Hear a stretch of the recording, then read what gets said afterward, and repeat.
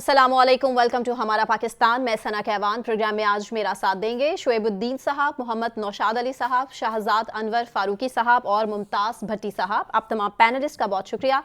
नाज़रीन, प्रोग्राम का आगाज़ अलीम खान के बड़े बयान और बड़े दावे के साथ। वो ये कह रहे हैं कि तहरीक इंसाफ के जो उम्मीदवार हैं वो इलेक्शन जीतने के बाद उनकी जमात में शामिल हो जाएंगे, यानी कि वो इलेक्शन से कबल एक फ़ज़ा बनाने की कोशिश कर रहे हैं कि इलेक्शन के बाद उनकी पोजीशन स्ट्रांग होगी। दूसरी जानिब ये भी कह रहे हैं अलीम खान के बानी तहरीक इंसाफ ने ज़ाती खर्च के लिए, यानी कि इमरान खान ने अपने ज़ाती खर्च के लिए कभी उनसे पैसे नहीं मांगे। तो ऐसे में सवाल ये पैदा होता है कि अभी भी जीतने के लिए अलीम खान साहब तहरीक इंसाफ की तरफ ही देख रहे हैं। नौशाद साहब। बिस्मिल्लाहिर्रहमानिर्रहीम।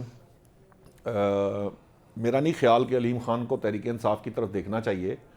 देखिए, मामला ये है कि ये बहस अब बहुत तूल पकड़ गई है कि आज़ाद जो अरकान जीत कर आएंगे उनकी हॉर्स ट्रेडिंग होगी, और हॉर्स ट्रेडिंग के बाद वो या तो IPP उन पर नज़र जमाए बैठी है या पाकिस्तान पीपल्स पार्टी ये कह रही है कि हम इन आज़ाद अरकान की बुनियाद पर जो है इंतखाबात जीतेंगे। ये ज़रा कबल अज़ वक्त गुफ्तगू है सारी की सारी। इसमें दो तीन मामलात जो कानूनी पहलू भी हैं, जो पार्लिमानी मामलात हैं वो भी इसमें हैं, और तीसरा मामला ये है कि ये सारी बहस उस वक्त की जानी चाहिए जब ये आज़ाद अरकान आपके सामने आ जाएं कि किस तादाद में ये जीते हैं और ये किस तरह का मामला बना रहे हैं। मेरी अंडरस्टैंडिंग, मैंने आपसे अर्ज़ की थी कि वो ये है कि अगर पाकिस्तान तहरीक इंसाफ के टिकट पे जो लोग जीतेंगे, जो जिनके पास इंतखाबी निशान नहीं होगा, लेकिन अगर वो चाहें तो वो पार्लियामान में अपनी पार्लिमानी पार्टी बनाकर इकट्ठे होकर बैठ सकते हैं। सो इसलिए फिर हॉर्स ट्रेडिंग का दरवाज़ा बंद किया जा सकता है। एक बात। दूसरी बात यह है कि फ़र्ज़ करें कि अगर कोई जीत कर शामिल होना चाहता है किसी हुकूमत के उसके अंदर कि मैं हुकूमत का हिस्सा बनूं, तो ये बहरहाल उसकी सवाबदीद है, उसके ऊपर पार्टी जो कदगन है वो उस पर लागू नहीं होगी। ये ज़रा मामला जहाँ तक अलीम खान साहब का है कि अलीम खान से ये समझते हैं। देखिए, माजी तो हमें ये बताता है कि जहाज़ भरे जा सकते हैं, जहाज़ भर भर कर लाए जा सकते हैं, या छांगा मांगा में बंदे इकट्ठे करके तो लोगों की जो है वो लॉयल्टीज़ चेंज करवाई जा सकती हैं।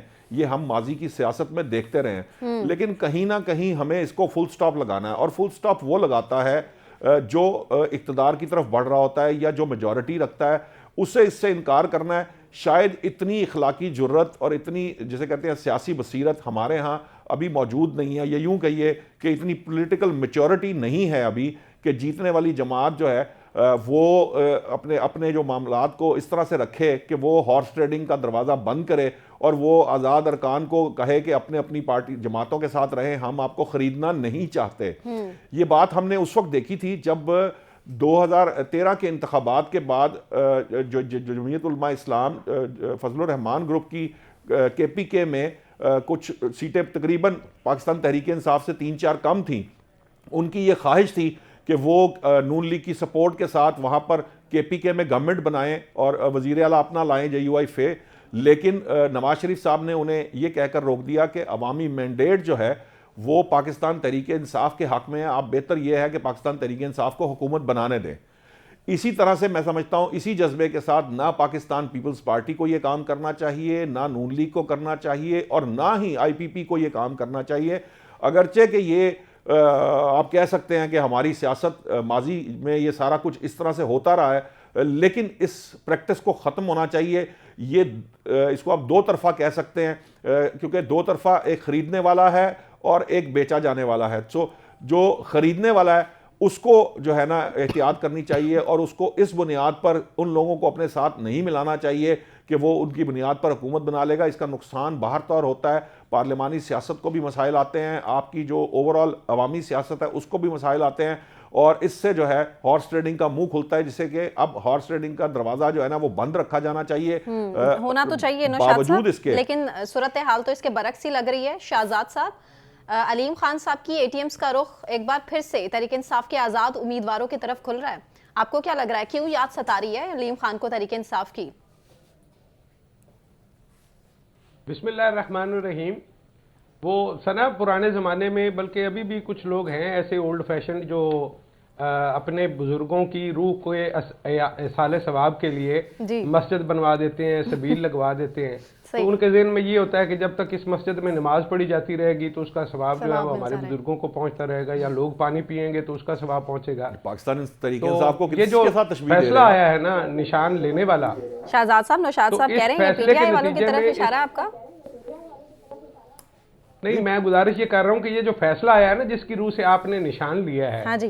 तो ये जितनी हार्श ट्रेडिंग है, इसका जो इसाले सवाब है वो बहरहाल जिन्होंने ये फैसला दिया है उनकी रूहों को पहुंचता रहेगा। हाँ। और ये सारा कुछ अब लोगों के सामने होगा। पहले तो छांगा मांगा और भूरबन जो है वो हमारे सामने था और हम उसकी बुनियाद पर बातें करते रहे, और अभी तक हम उस दाग से जो हमारी पार्लिमानी जमहूरियत पर लगा था उससे जान छुड़ाने में कामयाब नहीं हो सके। तो अब हमने एक नया रास्ता खोल दिया है।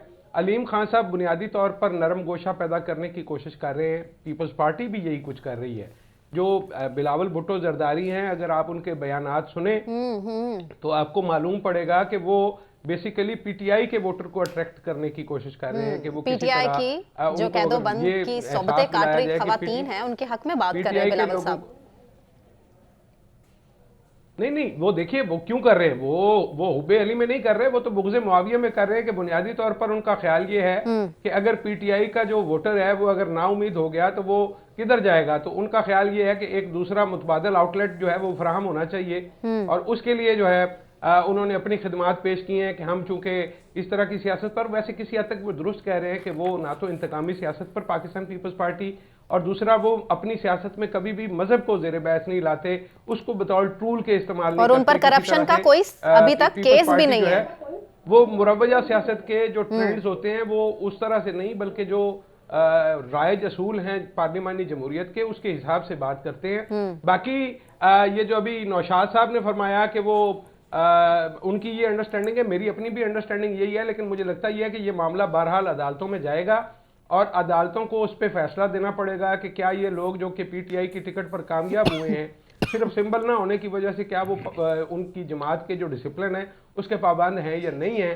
लेकिन ये होगा ये कि जिस तरह आज चीफ जस्टिस बड़े बरहम हो रहे थे एक दूसरे केस में, जो स्पीकर कासिम सूरी की एक केस लगा हुआ था, तो उसमें उन्होंने कहा जी कि ये देखें इतने साल तक इस पे स्टे ऑर्डर रहा और स्टे पर ही वो अपनी पूरी मुद्दत पूरी कर गए, तो ऐसा नहीं होना चाहिए था। मैं उम्मीद करता हूं और मुझे ये लगता है कि जब ये केसेस आएंगे तो बजाय इसके कि अगली जो पार्लिमान है उसने जितने अरसा भी चलना है उसमें जो लोग पार्टियां बदल कर जाएंगे उनकी किस्मतों का फैसला जो है वो बहुत जल्दी हो जाएगा, क्योंकि अब चीफ जस्टिस ऑफ पाकिस्तान जो है वो ऐसा कोई मौका फराहम नहीं करेंगे कि आने वाला चीफ जस्टिस जो है वो उनके स्टे और उनके फैसलों के हवाले से ऐसी ही किसी तनकीद का सहारा ले।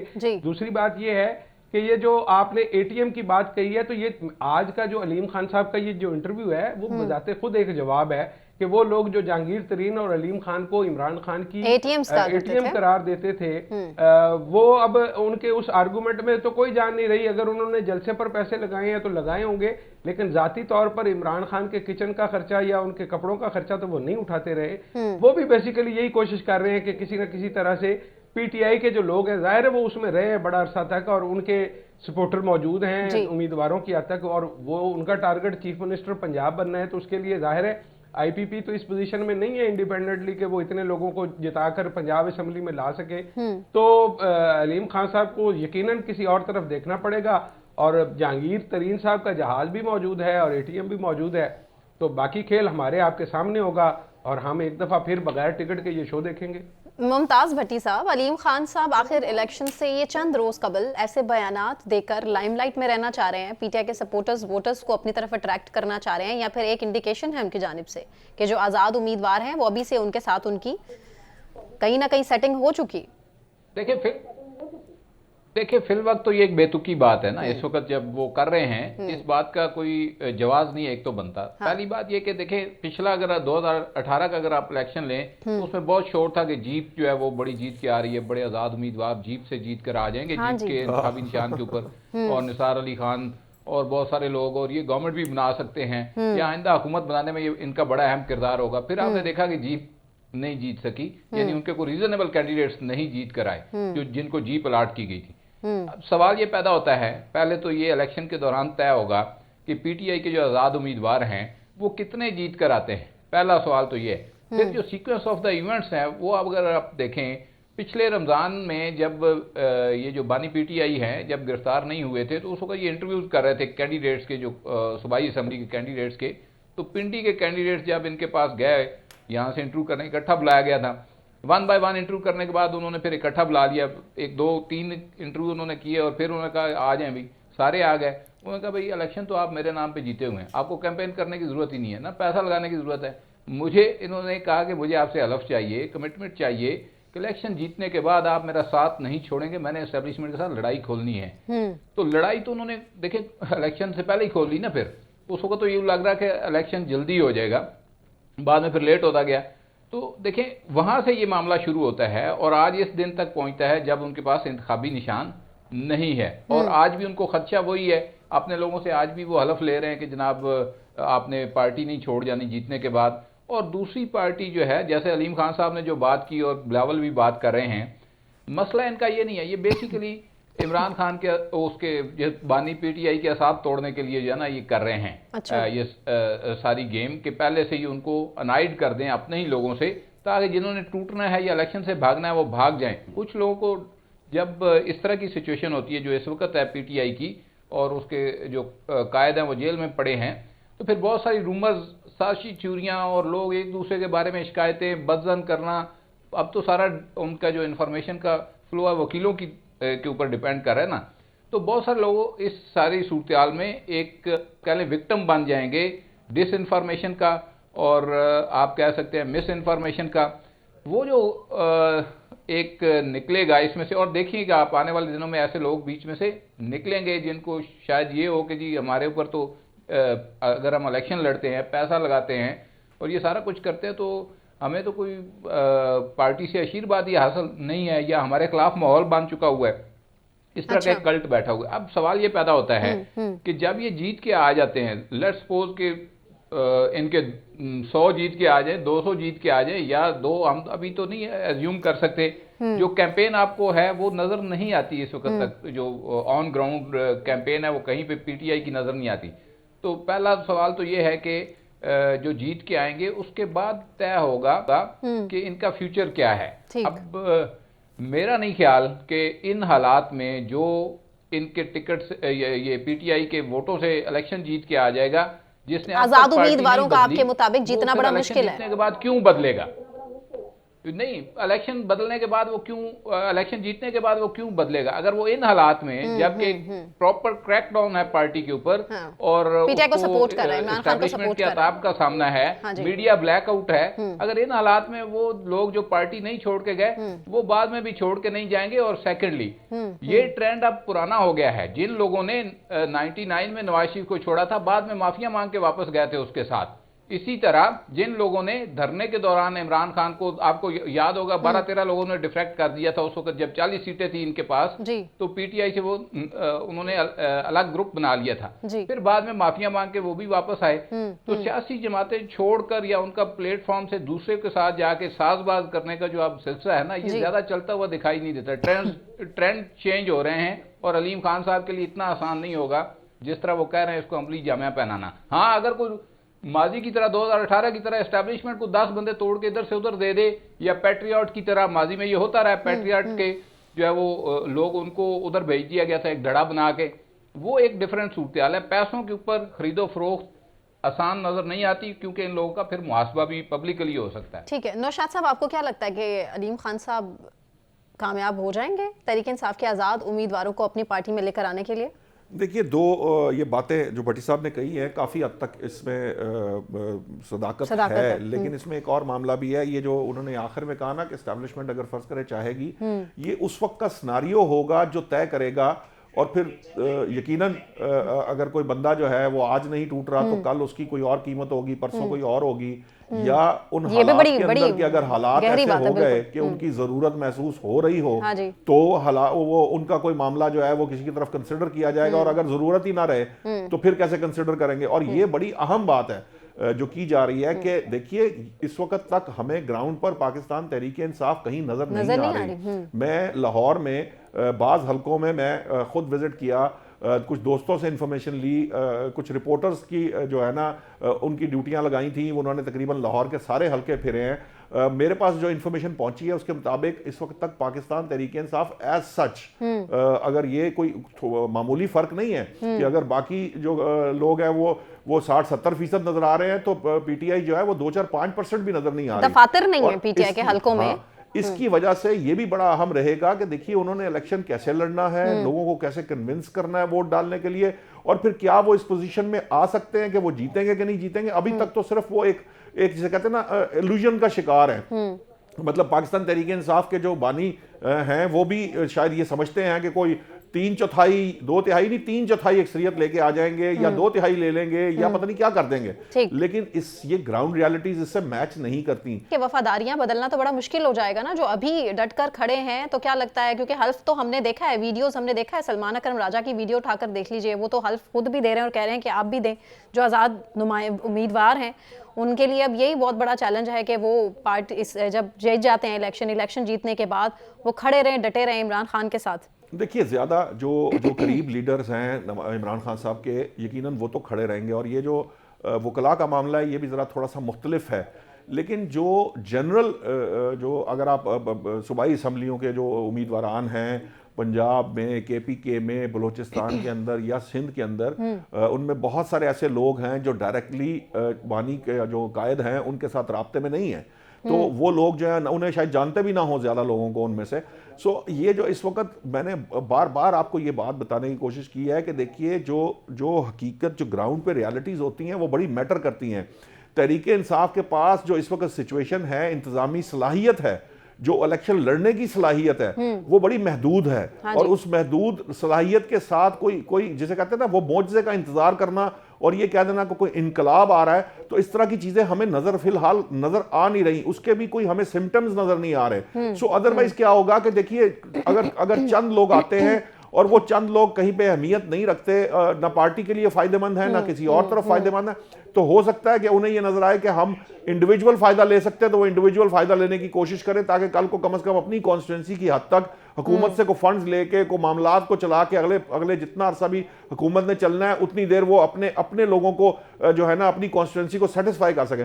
सो ये बहुत सी तरजीहात होती हैं, लेकिन ये सारे का सारा सिनेरियो जो है ये आपके सामने 8 फरवरी के नताइज के बाद हम इस पोजीशन में होंगे जिससे नजर आएगा। ख्याल में संजीदगी से सिर्फ हल्के की आवाम के लिए करेंगे? नहीं शहजाद साहब, वो एक अलग डिबेट है कि वो पर्सनल अपनी जात के लिए कोई करे, लेकिन बहरहाल उन्होंने वहां से इंतखाब लड़ना होता है। वो हर शोएब साहब से मुझे सवाल करने दीजिए। नौशाद साहब कॉन्स्टिट्यूंसी रखता हो तो वो कॉन्स्टिट्यूंसी की केयर करता है। देखें, ये जो बात की है ना नौशाद साहब ने, ये सिर्फ पब्लिक सपोर्ट से इलेक्शन नहीं जीते जाते। अच्छा, आपने जो ऑन ग्राउंड आपकी पब्लिक सपोर्ट होती है उसको वोट में ट्रांसलेट करना होता है, और वोट को फिर आपने अपनी फतह के अंदर जो है वो ट्रांसलेट करना होता है, और उसके बाद फिर हुकूमत साजी का मरला आता है। पहली बात यह है कि क्या पीटीआई इस वक्त अपनी जो सपोर्ट है उसको वोट के अंदर कन्वर्ट कर पाएगी? उनका उस दिन का जो इलेक्शन डे का जो प्लान होगा, क्या वो लोगों को घरों से निकाल के पोलिंग स्टेशन तक लेकर जाएंगे? फिर सेकेंडली कि क्या पोलिंग स्टेशन के अंदर उनके जो पोलिंग एजेंट्स हैं वो रात तक ड्यूटी देंगे और उनके पास इतनी बड़ी तादाद में लोग मौजूद होंगे कि वो रिजल्ट के ऊपर पाकिस्तान हो या इंडिया हो, तमाम मालिक के अंदर पैरा देना पड़ता है जब तक कि आपको रिजल्ट मिल नहीं जाता। शोएब साहब सुन पा रहे हैं? लड़ाई लड़नी होती है। शोएब साहब क्या आप आवाज सुन पा रहे हैं? जी मैं आवाज पहले भी आ रही थी आपकी, शायद मेरी आवाज जी हम नहीं सुन पा रहे थे आपकी आवाज। शोएब साहब, आप कितना अग्री करते हैं कि पाकिस्तान में जो अभी 8 फरवरी के इलेक्शंस होने जा रहे हैं उसमें कितनी शफाफियत आपको नजर आ रही है? क्योंकि जो बयान है अलीम खान का जो कह रहे हैं कि जी पार्टी तहरीक इंसाफ के जो आजाद उम्मीदवार हैं वो फिलहाल अलीम खान के साथ होंगे इलेक्शन जीतने के बाद, तो आपको क्या लगता है कि क्या होने क्या जा रहा है इलेक्शन में?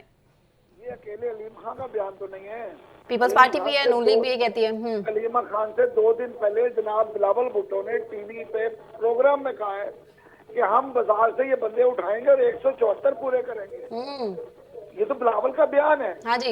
इस काम के लिए सबने तैयारी कर ली है, अपने अपने ब्रीफकेस सबके पास है।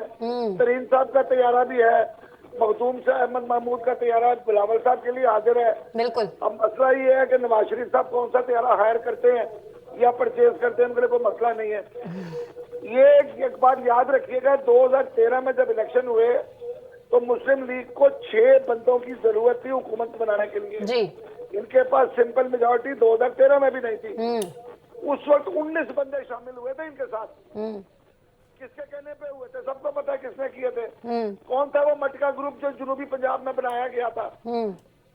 ये हर दफा जनूबी पंजाब में ग्रुप बनाया जाता है जो आजाद ताकि वो में बैलेंस कर सके। इज्जत का बैलेंस जो है वो बहुत खराब होने का मसला है। नहीं कह सकते। ठीक है। शेफ साहब से दोबारा से कनेक्ट करने की कोशिश करेंगे। अभी ब्रेक मुझे अनाउंस करनी है। ब्रेक से वापस आने के बाद हम यहीं से कंटिन्यू करेंगे। हमारे रहिए।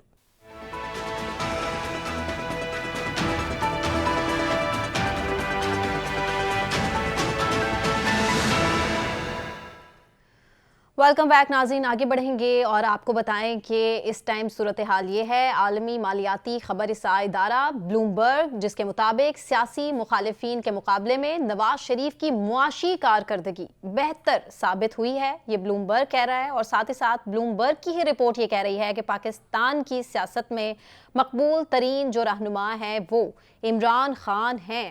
नौशाद साहब, पहला सवाल आप ही के लिए। ब्लूमबर्ग की रिपोर्ट जो कह रही है पाकिस्तान की सियासत उसके बरक्स चल रही है, कैसे? सियासत बरक्स नहीं है। देखिए, ये जो अगर आप मकबूलियत की बात करेंगे तो ये बात हमेशा से होती है कि देखिए मकबूलियत जो होती है ना, ये रिलेटिव टर्म्स होती हैं। ये वक्त के साथ साथ बढ़ती और कम होती रहती हैं। हमने देखा है, आप उनको देख लीजिए। ये अभी पिछले दिनों एक सर्वे आया था, उसमें नवाज शरीफ साहब की मकबूलियत में थोड़ा इजाफा हो गया था, खान साहब की मकबूलियत थोड़ी सी कम हो गई थी। तो ये मकबूलियत जो है ना, ये इसी तरह ही होती है, ये चलती रहती है। दूसरी बात ये कि बाहर तौर सर्वे के ऊपर आप ना तो आंखें बंद करके यकीन कर सकते हैं, ना 100% कह सकते हैं।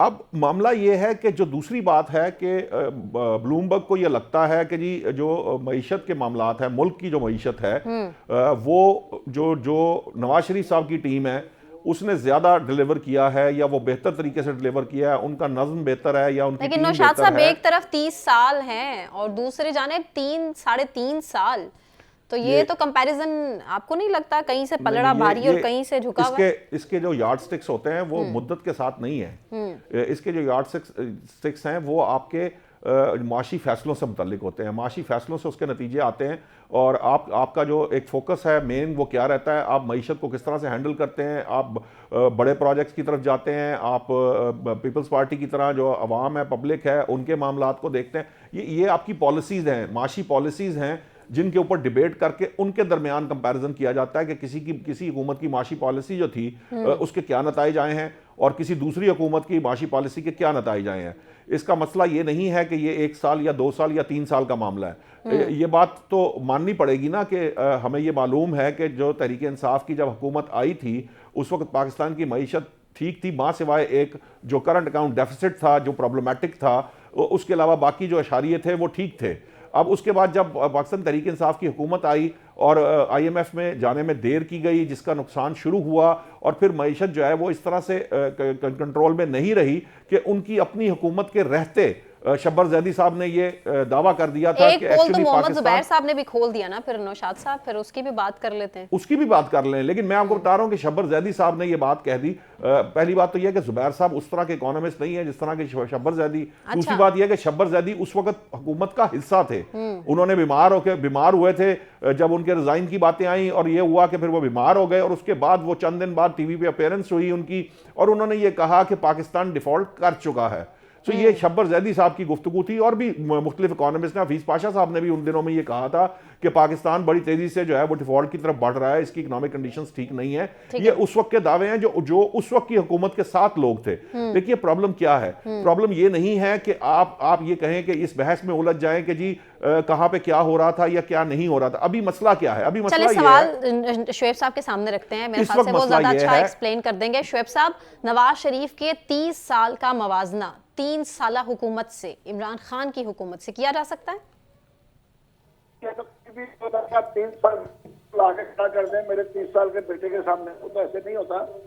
अब इसके जनाब नवाज शरीफ साहब ब्लूमबर्ग ये कहते हैं कि इनकी माइशी पॉलिसी बहुत अच्छी थी। हाँ जी। 1990 में पहली दफा हुकूमत में आए थे। हाँ जी।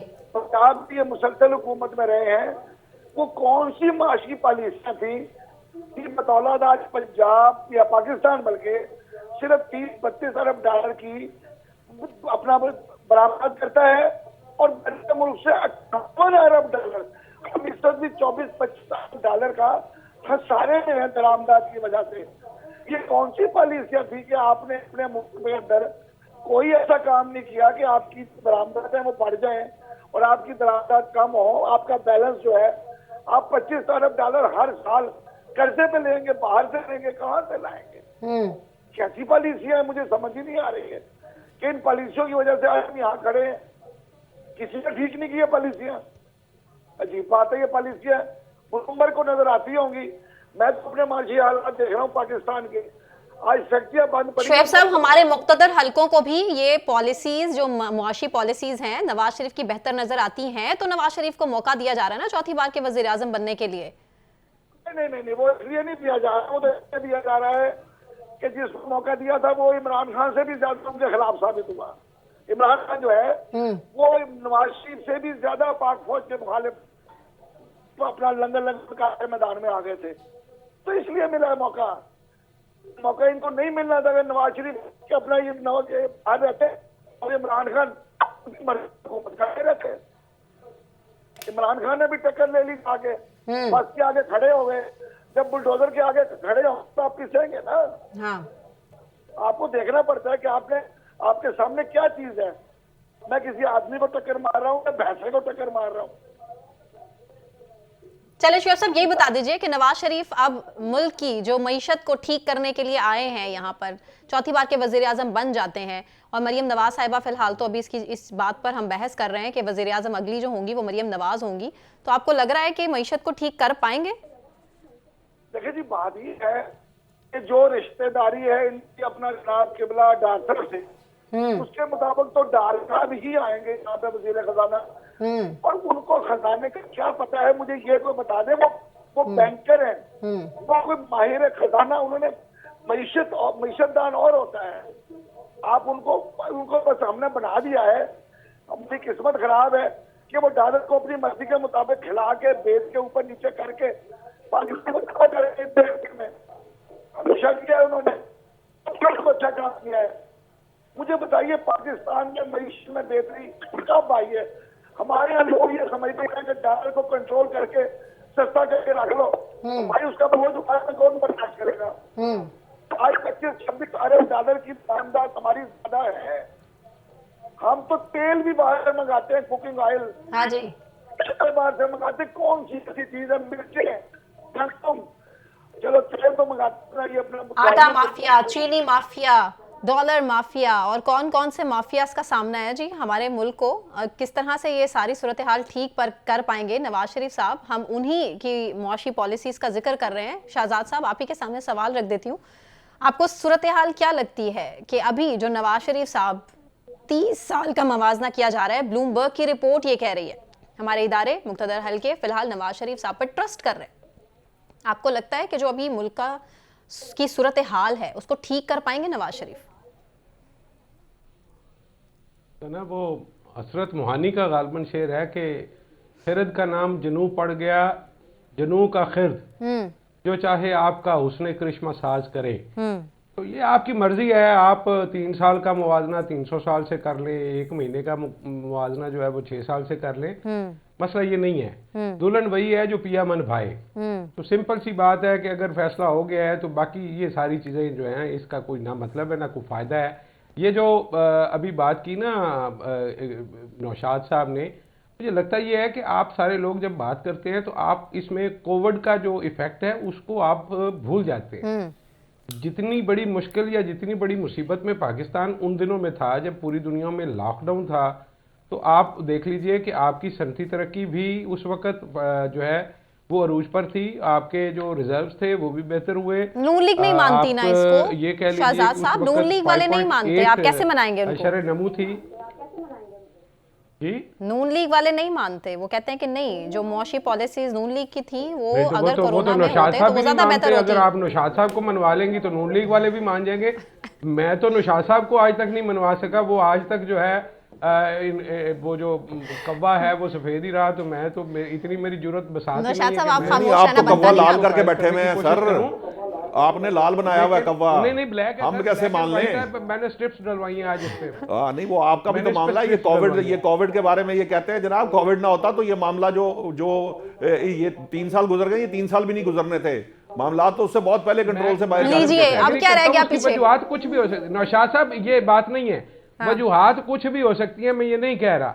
मैं ये कह रहा हूं कि 2004 के बाद जो कोविड वाला पीरियड था या इमरान खान का पीरियड था, वो शर नमू का बुलंद तरीन पीरियड था।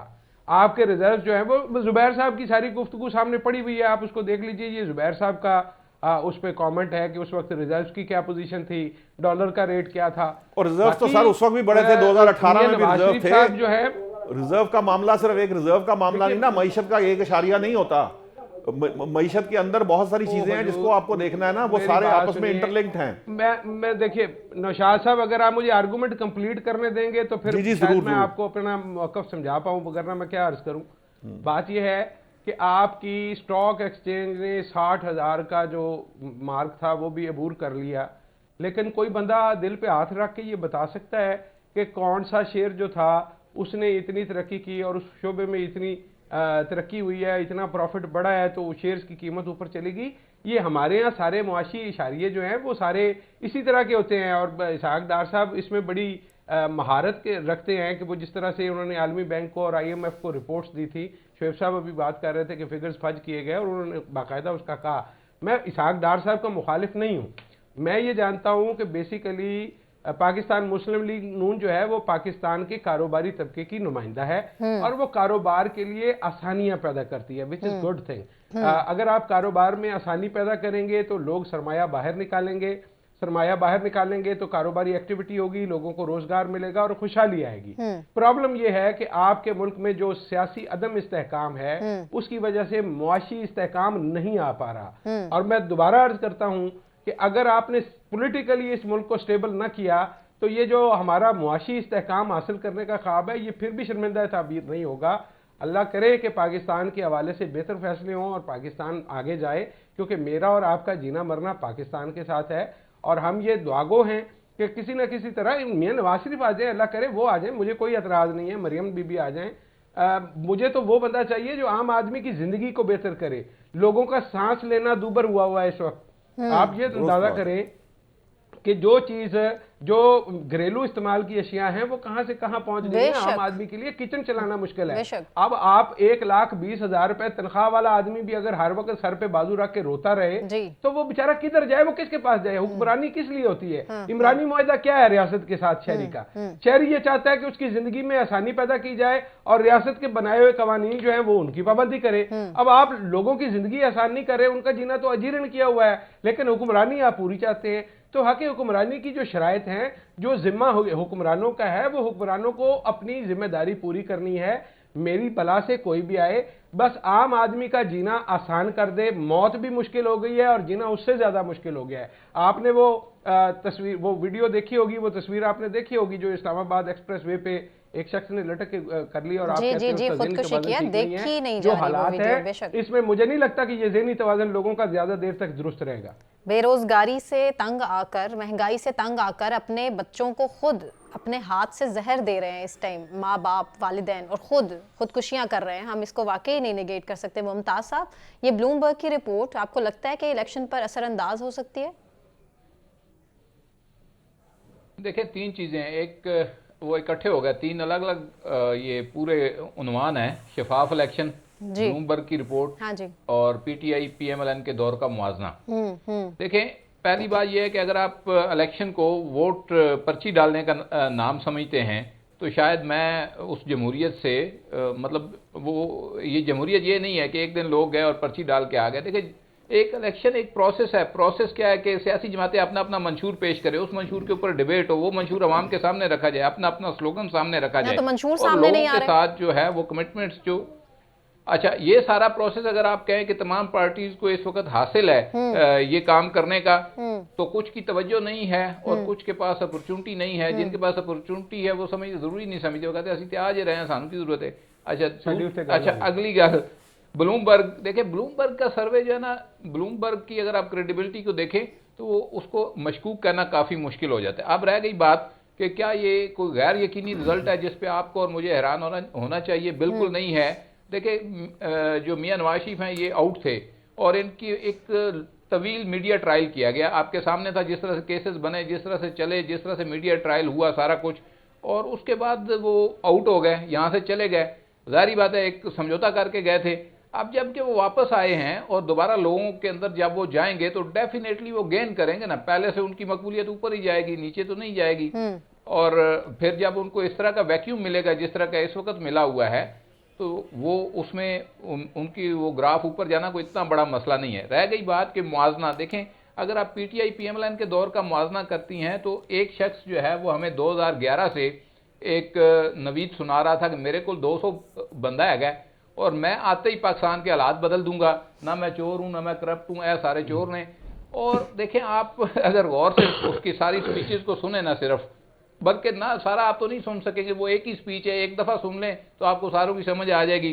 तो आप उसमें ये फाइंड कर पाएंगे कि इस बंदे से बेहतर को पाकिस्तान को चला ही नहीं सकता। फिर आपने देखा कि जब वो प्राइम मिनिस्टर बना और जिस तरीके से बना, उसके बाद जो कुछ हुआ, और आप कह रहे हैं ना कोरोना मईशत बेहतर हुई या नहीं हुई? देखिए कोरोना से पहले हालात ये हो गए थे मुल्क के कि एस्टेब्लिशमेंट मजबूर हो रही थी कि इससे जान छुड़ाए, मुल्क चल ही नहीं रहा था, मईशत चल नहीं रही थी, सारे के सारे इदारे जो है उनके सरबराहान ही नहीं लगे हुए थे, जो मतलब तैनातियां ही नहीं हो रही थी। और जिसे नहीं पता था चोर हैं उन्हें भी बता दिया इन्होंने कि ये चोर हैं। ये कहा, आप सुने फिर उन्होंने ये कहा कि यार मैंने तो टीम ही बड़ी माड़ी मिली है, तो सारे नलायक ने, मतलब काबल उनमें वो खुद को ही समझते थे, बाकी सारे नलायक समझते थे। चले खैर, अच्छा फिर ये हुआ कि कोरोना आ गया। अब कोरोना का ऑडिट करवा के देख लें जरा, जो फंड से 1200 अरब रुपया, आप देखें ना, ये हम बातें करते नहीं है टीवी के ऊपर बैठ के, ऑडिट करवाएं 1200 अरब रुपया आपने करंट डिफिसिट खत्म करने के अंदर लगाया, जो आपके 400 उसके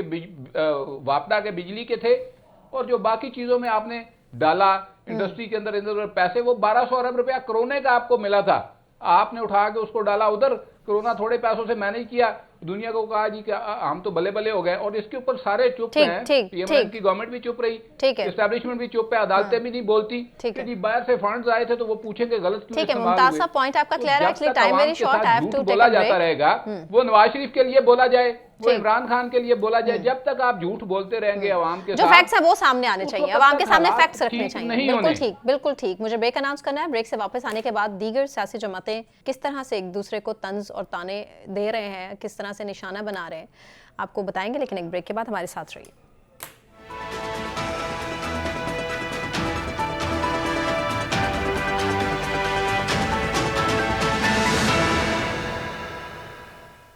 वेलकम बैक नाजरीन। मरियम नवाज जो कि जलसे से खिताब कर रही हैं, जलसों का आगाज़ हो चुका है, इंतखाबी मुहिम का आगाज़ हो चुका है, लेकिन मंशूर अभी तक नून लीग का गायब है। क्यों मियां मोहम्मद नवाज शरीफ इतना डिले कर रहे हैं? आखिर क्या सोच विचार कर रहे हैं? मंशूर अभी तक सामने नहीं आया है। नवाज शरीफ साहब की आपको फुटेज दिखाते हैं, सड़कों पर मौजूद हैं, किस तरह से इंतखाबी मुहिम का इन्होंने आगाज़ कर दिया है। मरियम नवाज जिन्होंने कहा कि खैबर पख्तूनख्वा कोई तजुर्बा गाह नहीं है, कोई भी यहाँ आए और तजुर्बा करके चलता बने। खैबर पख्तूनख्वा वालों, आपके आगे हाथ जोड़ती हूँ, आप अपने ऊपर रहम कीजिए, अपने बच्चों का मुस्तकबिल गलत लोगों के हाथों में ना दें। दूसरी जानिब बिलावल भुट्टो भी हैं, हम आपको उनके मनाजिर भी दिखाएंगे। इन मनाजिर के बाद आप देख सकते हैं कितनी बड़ी तादाद में लोग बाहर निकल रहे हैं और इंतखाबी मुहिम का हिस्सा बन रहे हैं, जलसे चल रहे हैं। बिलावल की जानिब से भी आसफा भुट्टो भी खिताब कर रही हैं और अपने भाई को सपोर्ट कर रही हैं और कह रही हैं आवाम से कि जी मेरे भाई को सपोर्ट कीजिए। बिलावल भुट्टो भी कह रहे हैं कि मुल्क की किस्मत बदलने के लिए 4 नहीं बल्कि 1 मौका चाहिए। वो टारगेट कर रहे हैं बेसिकली नून लीग को, नवाज शरीफ साहब को, और पहले भी बारहा कह चुके कि बेसिकली शेर बिल्ली बन चुका है और हमें 1 मौका चाहिए, हम ये बदल देंगे पाकिस्तान की तकदीर, पाकिस्तान की किस्मत, तो आप हम पर ट्रस्ट कीजिए। इसके अलावा उन्होंने आज पाकिस्तान तहरीके इंसाफ की जो ख़वातीन क़ैदोबंद की सोबतें काट रही हैं उनको भी कहा है कि ये ठीक तरीका नहीं है, उनको जेल में नहीं होना चाहिए। जबकि मौलाना फजलुर रहमान भी हैं, वो भी किसी से पीछे नहीं हैं, एक कदम मज़ीद आगे बढ़कर बोले हैं कि बानी पीटीआई की सियासत ख़त्म करने तक उनका पीछा नहीं छोड़ेंगे। तो जी सवाल ऐसे में तमाम दीगर सियासी जमातों के हवाले से जिनकी इंतखाबी मुहिम तो शुरू हो चुकी है, लेकिन टारगेट तकरीबन इमरान खान ही है, पीटीआई ही है। ये नौशाद साहब, बल्कि मुमताज़ भट्टी साहब, आप के सामने पहला सवाल, ज़ाती हमले जारी हो चुके हैं, मंशूर कहीं नज़र नहीं आ रहा, अवाम की खिदमत के लिए क्या करेंगे, ये तो सिर्फ बातें हैं, दावे हैं, सिर्फ लफ्जी गोलाबारी है जो कि इस टाइम चल रही है। होगा क्या इलेक्शंस के बाद?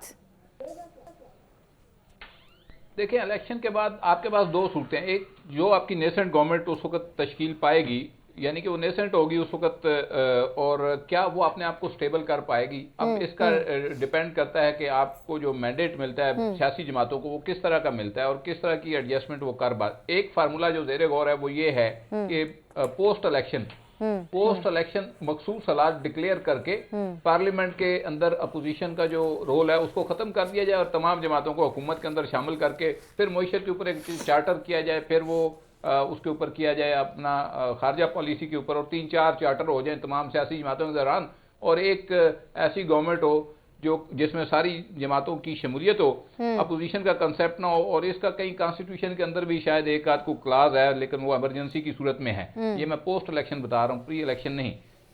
दूसरी बात कि अगर गवर्नमेंट आपकी, जो कि इस वक्त हालात हैं, मसलन एक पॉलिटिकल पार्टी गवर्नमेंट में आ जाती है, बाकी उसको गिराने पे लग जाती हैं, जैसा कि माजी में होता आया है, तो फिर ये चीज़ें ऐसे ही रहेंगी, ये ठीक नहीं होंगी, बल्कि एक नया जो है वो शुरू हो जाएगा खींचातानी का सिलसिला। अच्छा। तीसरी बात यह है कि अगर ये एक गवर्नमेंट बन भी जाती है, देखिए एक आपके पास सिस्टम है जो घिसा पिटा है और आपने उसके ऊपर सारे तजर्बे करके देख लिए हुए हैं, वो डिलीवर कर ही नहीं पा रहा। आप उसको चेंज करने के लिए, उसमें बेहतरी लाने के लिए तैयार नहीं है। आपने उसी सिस्टम के ऊपर ला के एक बंदा बिठाया और उसको मसीहा साबित किया कि ये आएगा मसीहा और ये सारा कुछ ठीक कर देगा, वो क्लैप्स हो गया। वो सारा आप फार्मूला आपके मुंह के ऊपर दोबारा आ पड़ा। अब आप वो पुरानों से, वो एक है ना शेर हमारा के बीमार हुए थे जिसके सबब मीर, उसी से जो है वो उसी अतार के लौंडे से दबाव। ठीक है, ठीक है, मुमताज साहब, पॉइंट आपका क्लियर है। अब उनको पुराने कारीगरों को दोबारा लाया जा रहा है कि ये ठीक कर लेंगे। ठीक है, तो हजूर जब तक आपका सिस्टम देखिए आज, ठीक है, मुमताज साहब पॉइंट क्लियर है। शुएब साहब से सवाल करने दीजिए। शुएब साहब सिर्फ ये बता दीजिए, एक जुमला कहना चाह रहा हूं। जी मुमताज साहब, वेरी क्विक। आज अगर सुप्रीम कोर्ट के अंदर ये मामला उठ रहा है कि कासम सूरी जो है वो 4 साल स्टे के ऊपर बैठा रहा, तो हजूर 5 साल शहबाज शरीफ ने एक स्टे ऑर्डर के ऊपर पंजाब के अंदर वो सीएम रहे, और 76 लोग आपकी असेंबली के अंदर एमएमए के मेंबर रहे, जो बीए की डिग्री के ऊपर एक स्टे के ऊपर 5 साल पूरे करके गए। ये ऐसे नहीं खराब हुआ। ये बिल्कुल ठीक है, बिल्कुल ठीक है। शुएब साहब, बानी तहरीक इंसाफ जेल की सलाखों के पीछे, पीटीआई तितर बितर बल्ला छिन चुका, पार्टी खत्म हो चुकी, इलेक्शन से बाहर है बानी पीटीआई भी, तो अभी भी तमाम सियासी जमातें तकरीबन पीटीआई को ही डिस्कस कर रही हैं और पीटीआई के आजाद उम्मीदवारों पर ही नजर है। ये किस किस्म के इलेक्शन है? डिस्कस किससे किया जाता है? उससे किया जाता है जिससे खौफ होता है, जिसको आपको नजर आ रहा होता है कि ये हमें तंग करेगा, कि हम इसके मुकाबले में इसके उतर नहीं सकते, हम इससे घबरा रहे हैं। बात तो वही आ गई कि 16 या 18 महीने हुकूमत करके और उसके बाद ये 90 दिन इस हुकूमत निगरानों को दे के और पंजाब और केपी में 1-1 साल की निगरान करके भी इनके पास आज भी इतना हौसला नहीं है कि ये उसके खिलाफ मैदान में उतर सके। सब कुछ छीन लिया है, पार्टी को अंदर कर दिया है, लोग भागे हुए हैं, जो बाहर आ रहा है गिरफ्तार हो रहा है। इमरान खान तो है तो छोड़े उसको, उसकी बात नहीं करते। पूरी लीडरशिप अंदर है, कोई चलता जुलूस नहीं हो रहा, कहीं पे रैली नहीं निकल रही, लेकिन खौफ का आलम यह है कि मौलाना साहब फरमाते हैं हम तो इन्हें खत्म करेंगे। यही बाकियों का आलम है। परवेज खटक साहब भी कुछ इसी तरह की बातें कर रहे हैं। यही चीज है, ये वो खौफ है उन लोगों का, उस सारे 4 करोड़ यूथ का जो पागल है, और उस 5 करोड़ खवातीन में चले आधी ना सही 25% सही, जो आज भी उसके पीछे पागल है। अगर वो घर से निकल आए, 1977 की तरह 35% वोट नहीं पड़े, अगर ये 60% वोट पड़ गए तो फिर आप देखिएगा क्या होगा। ठीक है, आपको बक्से उठाए जाएंगे। ठीक ठीक, शुएब साहब आपका पॉइंट क्लियर है। नौशाद चाचू साहब, उन्होंने तो वो दफा 144 लगा दी है पंजाब में भी और बलूचिस्तान में भी, तो ये KPK में 60% भी। लोग कहाँ से निकलेंगे? ये जो आज निकलते ये कौन है? ये सीधे नहीं है, जलसों में भी तो लगनी चाहिए। इंटरनेट तो कल भी बंद होने जा रहा है। शाहजाद साहब, आपको क्या लगता है कि जाती हमलों से इलेक्शन जीता जा सकता है? नहीं, मेरा ख्याल है कि पाकिस्तान की पॉलिटिक्स की डायनेमिक्स जो हैं वो तब्दील हो रही हैं और अच्छा। चीज़ें आहिस्ता आहिस्ता, और लोगों के अंदर आप अच्छा कह लें बुरा कह लें, बहुत सारे लोग इसको गालम गलोच का नया कल्चर कहते हैं। मेरे नज़दीक मामला सिर्फ ये है कि लोगों को अब चीज़ों की समझ आना शुरू हो गई है। लोग जो हैं अब चीज़ों को और तरह से असेस कर रहे हैं। ठीक। सिर्फ एक दूसरे को, पहले आप, ये बेवकूफ़ बनाने वाली बात है, मैं बार बार कहता हूँ कि आप सारे लोगों को सारे वक्त के लिए बेवकूफ़ नहीं बना सकते। अब आपको लोगों को जवाब देना है। जैसे अभी शुरू में नौशाद साहब ने कहा कि लोगों की वफादारियां तब्दील करना मुश्किल है क्योंकि लोग उनका मुहासबा करेंगे। अब पार्टी को छोड़कर किसी दूसरी पार्टी को ज्वाइन करना ये मुश्किल हो गया है। और मैं आपको लिख कर देता हूं कि जितने लोग राजा रियाज समेत जितने लोग थे जिन्होंने पार्टी चेंज की, नूर आलम खान को देख लें या उसको, नौशाद साहब आप अग्री उन करते हैं? तमाम लोगों के हवाले से मैं आपको लिख कर देता हूं कि उनकी पॉलिटिक्स खत्म हो गई है। ये नौशाद साहब, ट्रेंड अब खत्म हो गई इसी इन लोगों तरह की से ये जो पॉलिटिक्स? ट्रेंड अभी चल रहा है, बिलावल कोशिश क्या कर रहे हैं? बिलावल बेसिकली पीटीआई के कारकुनान को अट्रैक्ट करने मायूस की कोशिश करके कर रहे हैं। अपनी तरफ लाने की कोशिश कर रहे हैं कि आप जी, लोगों ने नौशाद तो साहब। जीतना नहीं है, आप ये लोग दुरुस्त हमें बात है। वोट देखिए, ये कीजिए, बड़ी- क्योंकि मियां नवाज शरीफ से वो डरा रहे हैं, वो इदारों को भी डरा रहे हैं और लोगों को भी डरा रहे हैं, अपने मुखालफिन को भी डरा रहे हैं।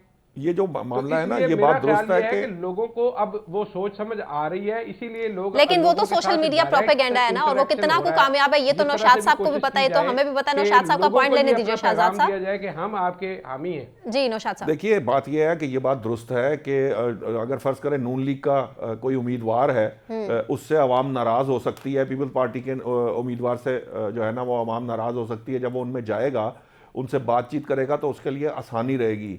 लेकिन ये जो टर्न कोर्ट्स हैं या आईपीपी के ये जो मामलात हैं, इनके लिए मुश्किलात काफ़ी ज़्यादा हैं। अगर इनके लिए मुश्किलात ना होती तो ये शायद सीट एडजस्टमेंट या किसी का कंधा इस्तेमाल करके आने की कोशिश ना करते। और ये परवेज बात खटक अंडरस्टूड साहब है। जो कह रहे हैं कि इमरान खान को और उनकी पार्टी को खत्म करके दम लूंगा, नहीं, ये मतलब ये क्या? मैं जाती तौर पे समझता हूँ, हमने तो कम से कम पाकिस्तान की सियासत के अंदर मुझे तो कोई ऐसी पार्टी नजर नहीं आई जो खत्म हो गई हो। एक सीनियर हमें तो सियासतदान है, इस तरह एमकेएम की कभी बात खत्म होती परवेज नजर खटक नहीं साहब आई, कर रहे आज भी एमकेएम मौजूद है। इसी तरह से नून लीग को खत्म करने की कोशिश की, नून लीग भी वही मौजूद है। पाकिस्तान पीपल्स पार्टी को खत्म करने की कोशिश की, वो भी अपनी जगह मौजूद है। सो जो सियासी जमातें हैं वो ऐसे खत्म नहीं हुआ करती, ना ही सियासी जमातों को इस तरह के खत्म करने का मामला होना चाहिए। ये जो बात मुमताज भट्टी साहब ने की थी ना कि हमारे निज़ाम में इस वक्त जो मसाइल पैदा हो चुके हैं, हमें उन पे तवज्जो देना होगी, उन मसाइल को हल करना होगा, अपने सिस्टम को रिफॉर्म करना होगा। आप सिस्टम तब्दील नहीं कर सकते या नहीं करना चाहते तो भी आपको ये गलतियां हम दोहरा के, ये बिल्कुल माजी करीब की गलतियां हैं ना जो हमने दोहराई हैं, और उसके बाद हमें नजर आया कि ये मामला जो है ये किस तरफ जाएगा नहीं। इस तरह के जो एडवेंचर हैं या इस तरह की ये जो हाइब्रिड निज़ाम है या इस तरह के काम है, इसको करने का कोई फायदा नहीं निकलता, इसका कोई नतीजा नहीं निकलता। सो बेसिकली ये जो लेकिन फिर भी असल सियासी जमहूरियत जमातें की एक तरफ पेज जब तक पर नहीं आने को बढ़ेंगे- तैयार नहीं है, मिल बैठकर मुज़ाकरात करने को तैयार नहीं है, मुल्क की मईशत के लिए सोचने के लिए तैयार नहीं है। सूरत हाल तो फिर अलार्मिंग है ना, सियासी जमातों को ही आगे बढ़ना होगा। भाई एक जमात छोड़ के बाकी तो सारे तैयार भी हैं और वो हाँ, इकट्ठे भी बिल्कुल बैठना ठीक कह चाहते हैं। मुमताज भट्टी साहब ने तो अगला फार्मूला चले, बता वो दिया है, उससे भी जमात अगला कि क्यों वो खड़ी है, पार्लियामान के डटी अंदर है और खड़ी अपोजिशन का रहेगी, किरदार ही और खत्म हो उसके जाए। आने वाले लेकिन इलेक्शंस पर इससे किस नहीं तरह काम से असरात चलेगा। होंगे, इस पर बात करेंगे आने वाले प्रोग्राम्स में। बहुत शुक्रिया नौशाद साहब आपका, शुएब साहब आपका बहुत शुक्रिया, शहजाद अनवर फारूकी साहब, मुमताज भट्टी साहब, आप तमाम पैनलिस्ट का बहुत शुक्रिया। मुझे सना कहवान को इजाजत दीजिए, अपना ख्याल रखिए, अल्लाह हाफिज़।